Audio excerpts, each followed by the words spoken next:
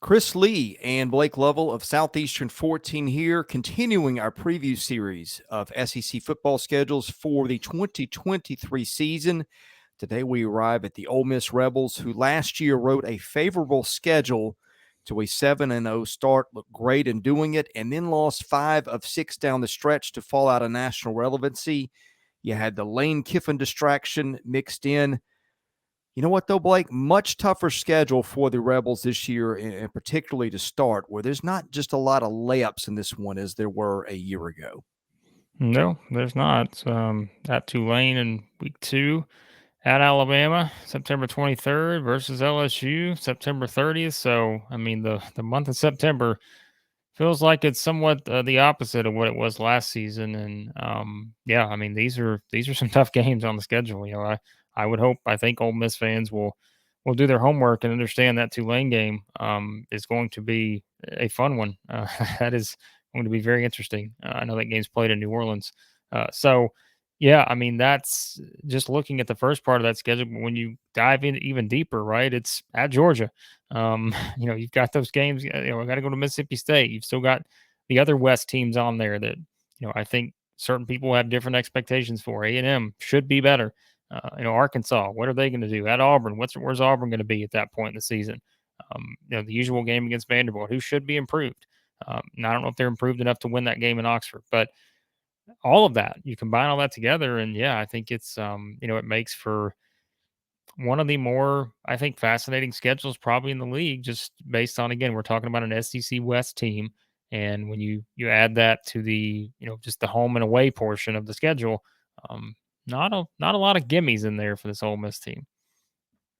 No, I've got this divided into what I see as 4 tiers of schedule here chronologically. The first I'd call the break-in portion, but it's not nearly as easy as last year's break-in portion. Okay, the first game is Ole Miss's lone FCS game. That comes against Mercer. Mercer is a team that is ranked 17th in Athlon's preseason ratings, 21st in the coaches poll. No, look, Ole Miss is expected to beat Mercer. I would be surprised if it's not, but it may not be one of those 58-0 games either, as you'll see some teams in the SEC schedule for this year.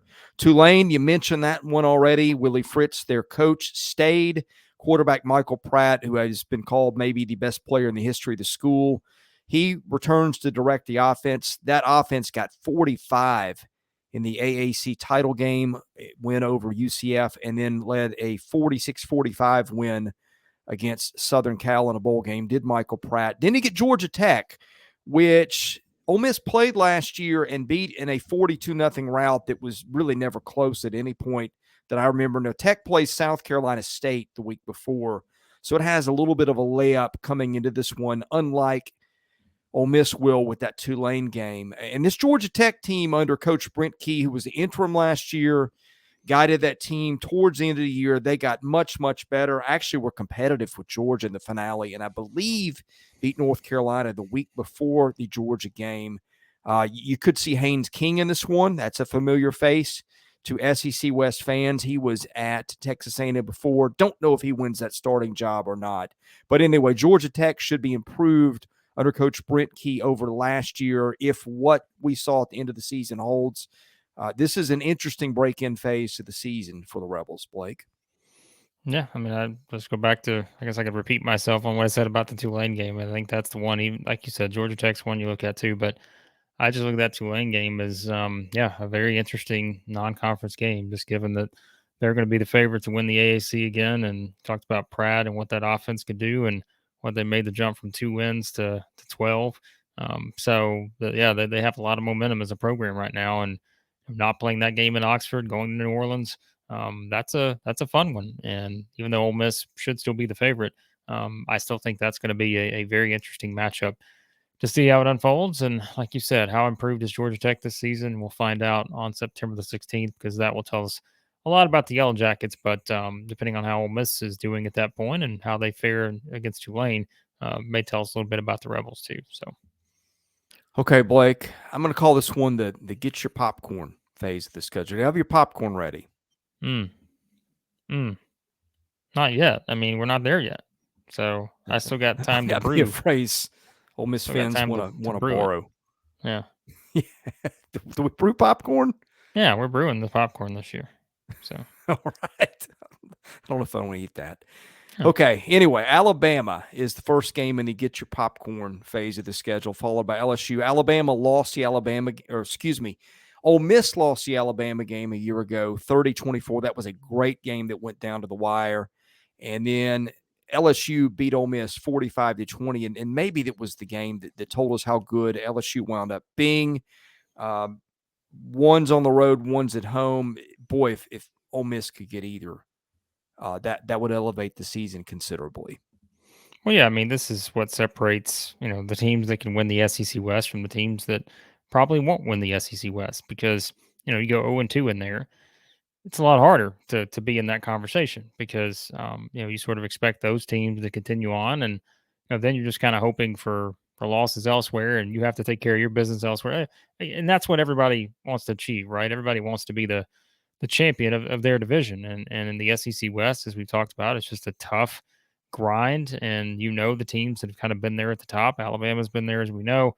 Other teams, have shot up there and maybe took a step back at times, but LSU's the defending West champion. So yeah, I mean those are two big games, and how those games unfold will tell you a lot about what Ole Miss could be, the rest of the season, given the rest of the schedule. So, I mean, here's the thing, right? This is what it comes down to.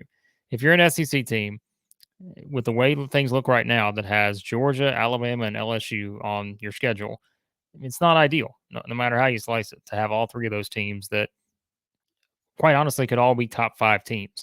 And so I think that's just it's not ideal. And so yeah, I guess get the popcorn ready to go because Ole Miss would love to go 1-1 in those two games, and if they do, then they become a factor, into that SEC West race, just based on those are the two teams that are expected to battle for the SEC West title, and if you beat one of them, then all of a sudden you're in that conversation. So Yeah, and anybody I think other than maybe Georgia, which doesn't play those teams, would love to go 1-1 in that phase. But in any case, I'll call this next portion the swing portion. It seems like we've been saying this for all the SEC teams right at this juncture of the season. When we get into October, you've got Arkansas, which beat Ole Miss last year 42-27, then a bye week. Auburn, that game last year against Auburn was very entertaining. Ole Miss won it 48-34.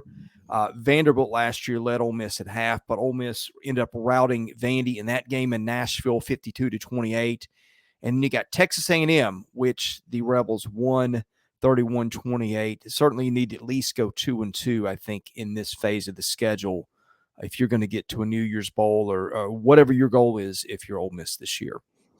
yeah, I mean we've been saying it's kind of the swing portion because it involves Arkansas, Auburn, and A&M, and I feel like we've said that in all the other schedules we've done to this point. It's just what order are those? I think A&M's probably the favorite of that trio of teams. But as you and I have talked about in other schedules, um, where do things stand with Arkansas and Auburn?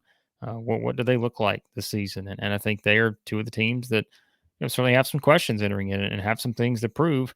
One with a new coach, one with a coach where I think the fan base is wanting to see them take a step forward. And you know which ones I'm talking about. Hugh Freeze's the new coach. Sam Pittman's the one that I think Arkansas fans want to see them really take a step forward this season.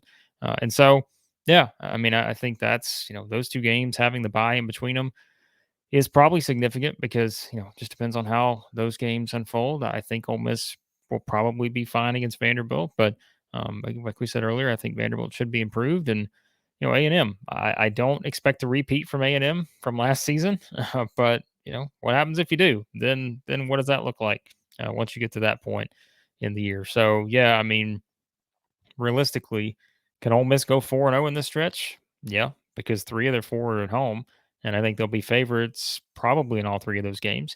And they'll probably be a favorite on the road against Auburn. So, yeah, if you go 4-0 in here and so you get a win against Alabama or LSU, you are right there with an opportunity, going into that final set of games. So, Do you think there'll be any drama leading into that Auburn game? well, it'd be a little. There will be drama. There'd be a little bit more drama if it was in Oxford, which it'll be Yeah, next season. So, yeah. yeah. That might be the get your popcorn game in a different way. Yeah.